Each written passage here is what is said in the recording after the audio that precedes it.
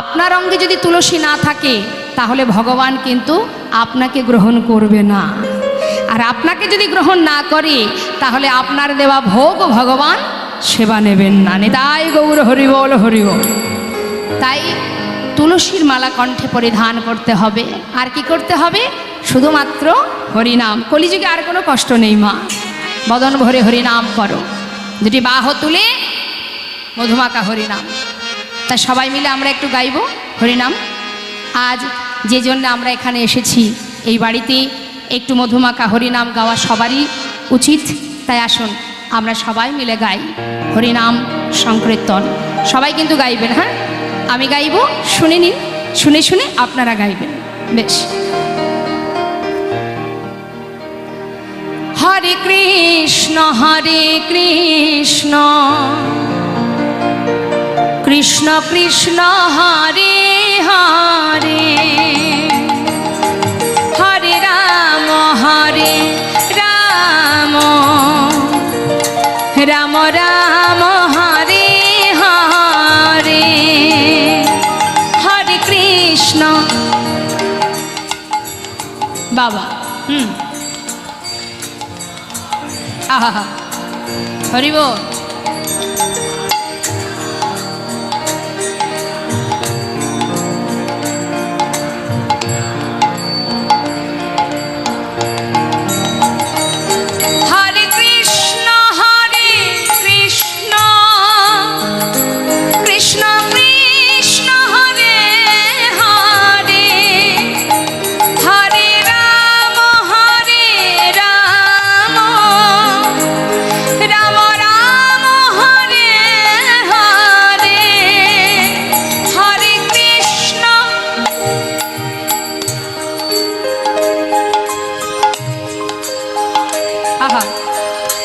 হরি বল।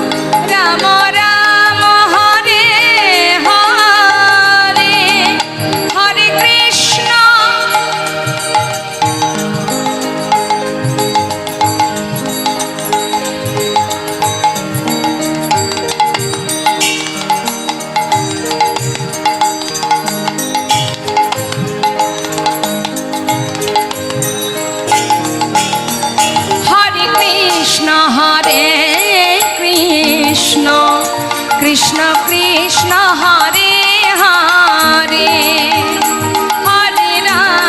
হরে রাম রাম রাম হরে হরে, হরে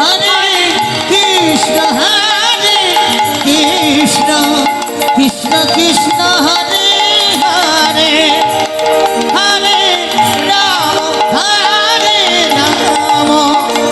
রাম রাম হরে হরে।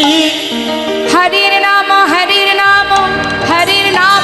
কেবলম কলৌ নাস্তেব নাস্তেব নাস্তেব গতিরন্যথা। নাম ছাড়া কলিজীবে নাহি আরে ধর্ম, সর্বধর্ম সারে না এই শাস্ত্র মর্ম। মহামন্ত্র হরিনাম। আজ মহাজন বললেন, দেখো নদিয়ার চাঁদ নিত্যানন্দ প্রভু তিনি কি করলেন, আজ সুন্দর করে একটা নৌকা বিহার করবে বলে নৌকা সাজিয়েছে মা। হরি বল। ভবসিন্ধু পারে যাবার জন্য আজ আমার নিতাই চাঁদ যিনি দয়াল গুরু তিনি সুন্দর করে একটা নৌকা সাজিয়েছে। কিভাবে? হরি নামে দিয়া নিতাই নৌকা সাজাইয়া, হরি নামে দিয়া নিতাই নৌকা সাজাইয়া, হরি নামে দিয়া নিতাই নৌকা সাজাইয়া, কে যাবি ডাকে বাহু পসারিয়া, কে ডাকি ডাকে বাহু প্রসারিয়া কে যাবি তোরা ডাকে বাহু পসারিয়া। কে যাবি ডাকে বাহু প্রসারিয়া। এই যে দুটি বাহু প্রসার করে ডাকছে, তোরা কে যাবি আয়। ভবসিন্ধুর ওপারে যদি যেতে চাস, নৌকা সাজিয়েছে হরিনাম দিয়ে, হরিবোল। এখন মা আসতে বললেন, নৌকা যদি এখন আমার গৌর হরির মনে বাসনা হয়েছে যে তিনি কি করবেন, ঘাটে মাঠে মানে রাস্তায় রাস্তায় হরিনাম দিয়েছে, বাড়িতে বাড়িতে হরিনাম দিয়েছে, হাটে বাজারে হরিনাম দিয়েছে। আজ আমার গৌর হরির বাসনা যে তিনি কি করবেন, নদীর ধারে মানে যমুনা গঙ্গার ধারে ঘাটে ঘাটে হরিনাম দেবে। এখন ঘাটে হরিনাম কেন দেবে? আগেকার সময় তো এত যানবাহন ছিল না, বেশিরভাগ মানুষ নদীপথে যাতায়াত করত। তাই গৌর হরির বাসনা যে আমি যদি ঘাটে ঘাটে হরিনাম দিই তাহলে কি হবে, ঘাটে অনেক মানুষ থাকে, সবাই হরিনাম গাইবে। এখন গৌর হরি কি করেছে, নিত্যানন্দ প্রভুকে সঙ্গে করে নিয়ে একটা নৌকা তৈরি করেছে, হরিবোল। হ্যাঁ, নৌকা তৈরি করে সবাইকে ডেকে ডেকে বলছে যে যদি এই নৌকায় সবাই পার হতে চাও আমরা পার করব। এখন সমস্ত নদেবাসী বলছে যে প্রভু, নৌকায় পার হতে গেলে তো কড়ি লাগে, কড়ি ছাড়া তো পার হওয়া যায় না। তখন নিত্যানন্দ প্রভু বললেন, শোনো শোনো, আমাদের নৌকায় যদি কেউ পার হতে চাও তাহলে কড়ির প্রয়োজন নেই। হ্যাঁ, এবার একটা কথা মা মনে করুন, যদি আমাদের বনগাঁ থেকে শিয়ালদা থেকে নবদ্বীপের কোনো ট্রেন যদি ফ্রি করে দেয়, মানে টিকিট লাগবে না, তাহলে প্রতিদিন যত মানুষ যত প্যাসেঞ্জার হয়, এবার যদি শোনে যে ফ্রিতে যাবে তাহলে কি হবে, লোকের ভিড় হবে তো। হ্যাঁ, যাই ফ্রি যখন একবার গিয়ে নবদ্বীপে গিয়ে গৌর দর্শন করে আসি, কারণে হোক অকারণে হোক সবাই মিলে কিন্তু যাবে, ছুটবে। তা এখন যেই না বলেছে যে এই নৌকায় যদি কেউ পার হতে চায় তাহলে তার আর কড়ি লাগবে না, এই কথা শুনে এক নৌকায় যদি 100 জন ধরে সেখানে উঠে বসেছে 200 জন। এটা হাই গৌর হরি। আমার গৌর হরির বললেন নিত্যানন্দ প্রভু যে গৌর হরির এই নৌকায় যে পার হবে তার কোনো কড়ি লাগবে না। আর যেই না বলা, অগণিত ভক্ত নৌকায় উঠেছে, নৌকায় উঠে এবার গৌর হরি নৌকা বইছে, বৈঠা বাইছে মা। যখন নৌকা বাইতে বাইতে ঠিক মাঝ নদীতে, এমন সময় গৌর হরি নৌকাটাকে দোলাচ্ছেন, তাই গৌর হরি। এখন নৌকার মধ্যে রয়েছে 200 জন, আবার পাড়ে রয়েছে অনেক ভক্ত, আর নৌকাটাকে যখন দোলাচ্ছে ঠিক সেই সময় ভক্তরা ভয়ে ভীত হয়ে বলছে নৌকা তো এবার ডুবে যাবে, উপায় কি করা যায়? তখন নিত্যানন্দ প্রভু বলছে, কি রে এই নিমান, এইভাবে নৌকাটাকে দোলাচ্ছিস, যদি পড়ে যায় ডুবে যায় সবাই তো মারা যাবো রে। গৌর হরি মৃদু মৃদু হাসছে, আর এদিকে ভক্তরা সবাই ভয়ে ভীত হয়ে কি করছে, দুটি বাহু তুলে বলছে, দু বাহু তুলে সবাই মিলে হাত তুলে বলছে, হরে কৃষ্ণ কৃষ্ণ কৃষ্ণ হরে হরে, হরে রাম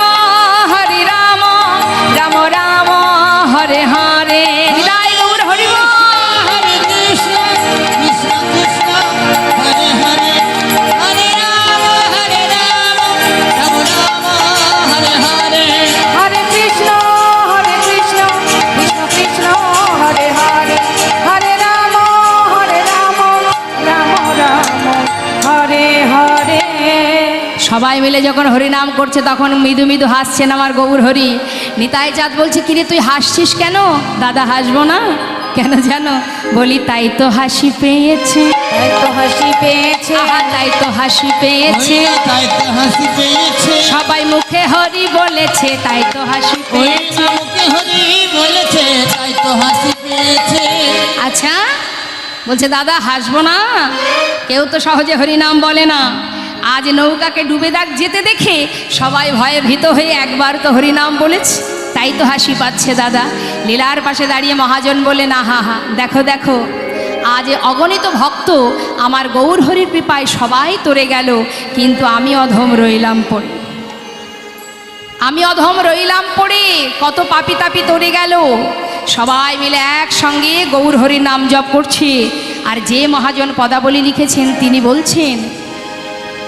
বললেন, সর্বজীব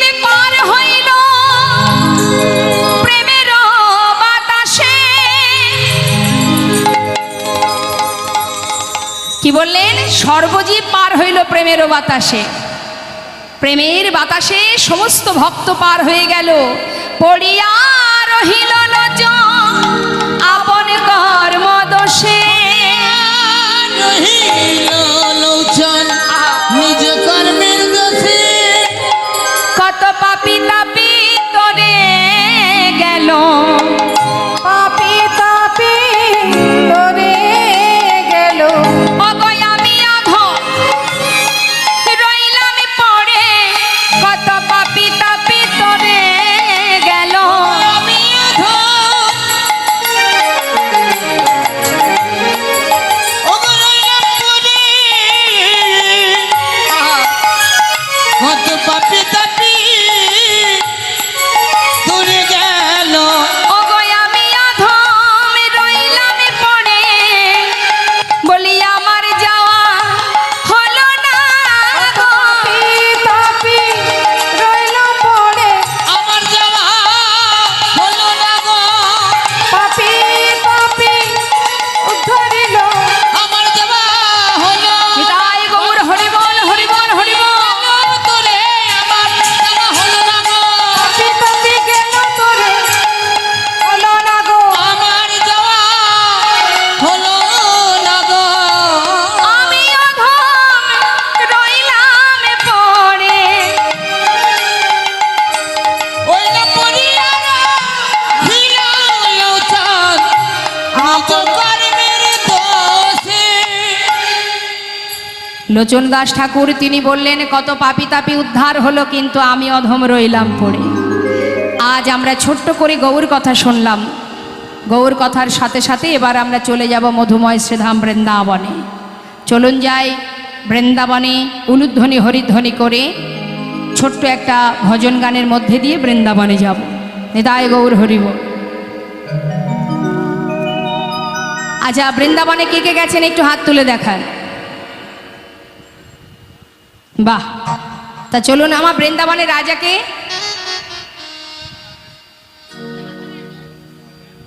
বৃন্দাবনের রাজা রাধারানী, তাই তো? তা চলুন আমরা রাজার জয় দিতে দিতে যেতে হবে তো। হ্যাঁ, তা চলুন। মায়েরা উলুধ্বনি জানেন? জানেন তো? বাহ, একটু উলুধ্বনি করুন তো শুনি। হরে কৃষ্ণ হরে কৃষ্ণ। বৃন্দাবন ধাম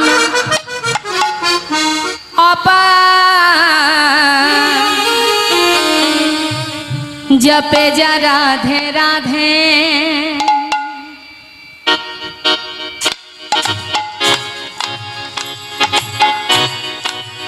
রাধে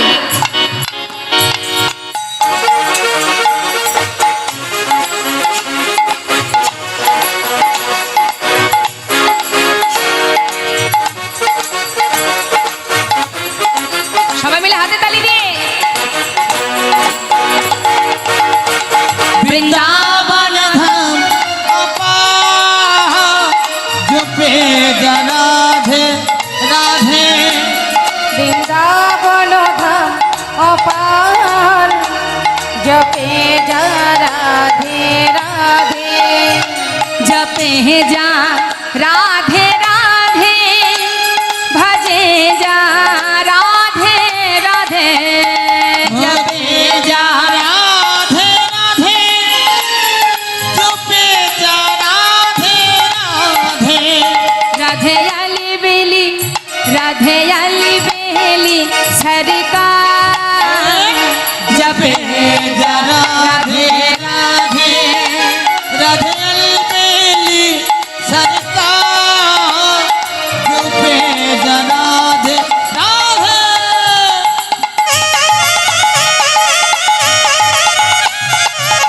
जय राधे।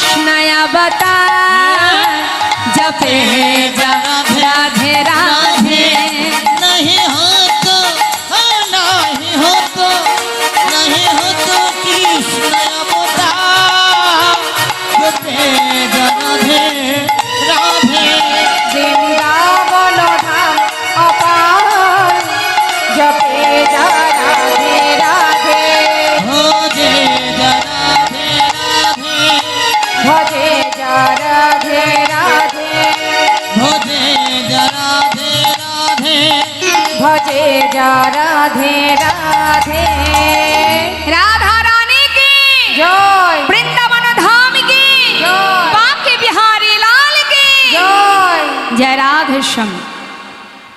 মধুময় শ্রীধাম বৃন্দাবন ভগবান কৃষ্ণ যিনি যমুনার বাসনা পূর্ণ করবার জন্য এই নৌকা বিহার লীলা করেছিলেন।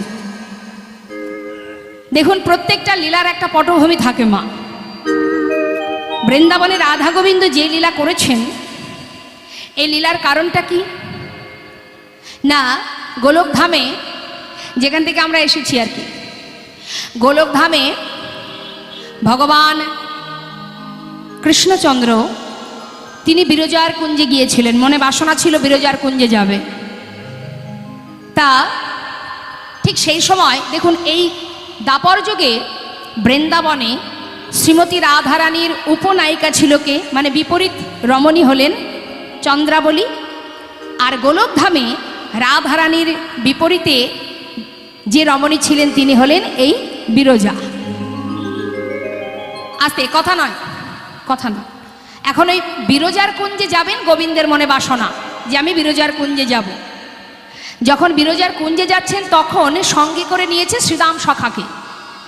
শ্রীদাম সখাকে ওই বিরজার কুঞ্জের দ্বারের বাইরে দাঁড় করিয়ে রেখে তাকে বলেছে তুই যেন ভিতরে কাউকে ঢুকতে দিবি না, আমি ভিতরে চললাম।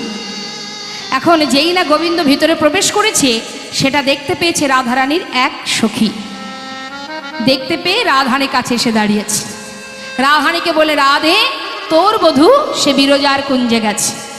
বিলম্ব না করে রাধারানী আমার ছুটতে ছুটতে ওই বিরজার কুঞ্জের দ্বারে এসে দাঁড়িয়েছে। এসে দেখছি কে, সামনে দাঁড়িয়ে আছে শ্রীদাম, দুটি বাহু প্রসার করে। রাধারানী বললেন শ্রীদাম পথ ছেড়ে দাও। শ্রীদাম করজোড়ে বললেন আমি তো পথ ছাড়তে পারবো না, প্রভুর আদেশ।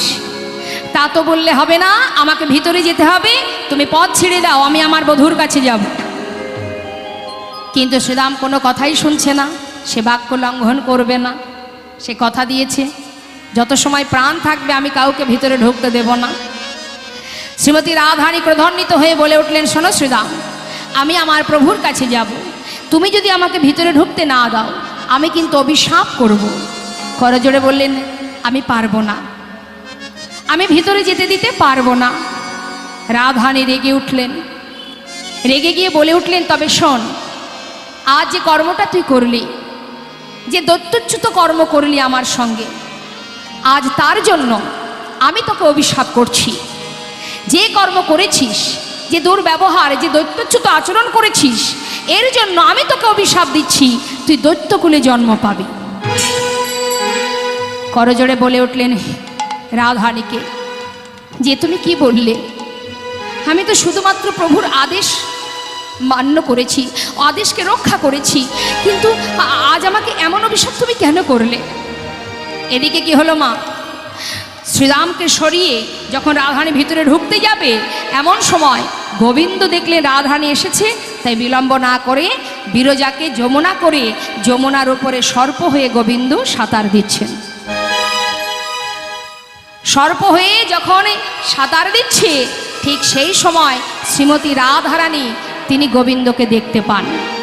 আর যমুনাকে দর্শন করে, মানে বিরজা যখন যমুনা হলো দর্শন করে বলে উঠলেন ওরে বিরজা তোর এত বড় সাহস, তবে শোন, এতই যখন তোর নদী হবার শখ, আমি তোকে অভিশাপ করলাম তুই বৃন্দাবনে নদী হয়ে জন্মগ্রহণ করবি। সেই যে নদী ওটাই কিন্তু মা যমুনা। যখন বিরজা চোখের জলে বুক ভাসিয়ে কাঁদছে তখন গোবিন্দ বললেন তুমি চিন্তা করো না বিরজা, তোমাকে যেমন অভিশাপ দিয়েছে, শ্রীরামকেও অভিশাপ দিয়েছে। আর শ্রীরামও তেমন রাধারানীকে অভিশাপ দিয়েছে। কেন বললেন? শ্রীমতী রাধারানীকে বলেছিলেন যে তুমি যে আমায় অভিশাপ দিলে, আমিও তোমায় অভিশাপ দিলাম। যাকে ক্ষণিকের জন্য না দেখে থাকতে পারছো না, 100 বৎসর তাকে হারা হয়ে তোমাকে দিন কাটাতে হবে। শ্রীমতী রাধারানী 100 বৎসর গোবিন্দ হারা হয়েছিলেন মা, ওই শ্রীরামের অভিশাপে। তাই ভগবান বললেন, বিরজা তুমি বৃন্দাবনে নদী হয়ে জন্মাবে, নাম হবে তোমার যমুনা। আর শ্রীরাম দৈত্যকুলে জন্ম নেবে, তার নাম হবে শঙ্কাচূড় দৈত্য।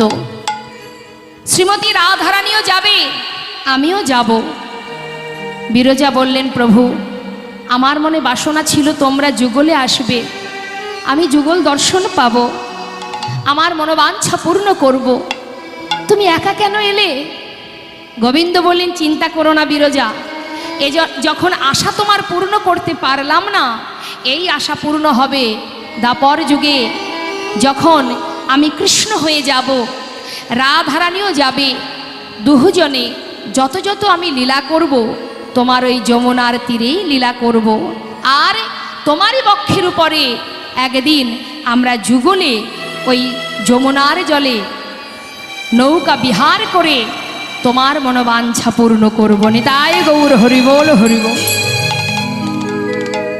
তাই আজ আমার ভগবান কৃষ্ণ, তার মনে পড়ে গেল সেই নৌকা বিহারের কথা। তাই তিনি বিলম্ব না করে সখাগণকে সঙ্গে করে নিয়ে আজ তিনি চললেন বনমাঝে। বনমাঝে গিয়ে খেলা খেলতে খেলতে হঠাৎ তার রাধার কথা মনে পড়ে যায়।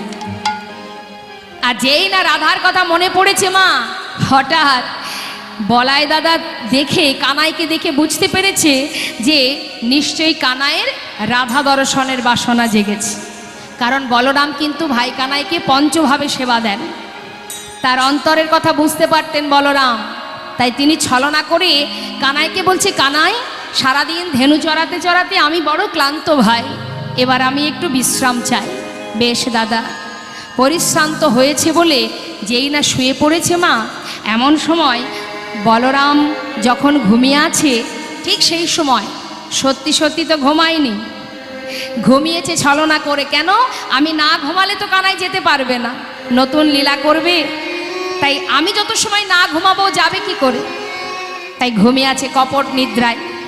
আর এদিকে কানাই গিয়ে ডাকছে, দাদা দাদা তুমি ঘুমালে নাকি?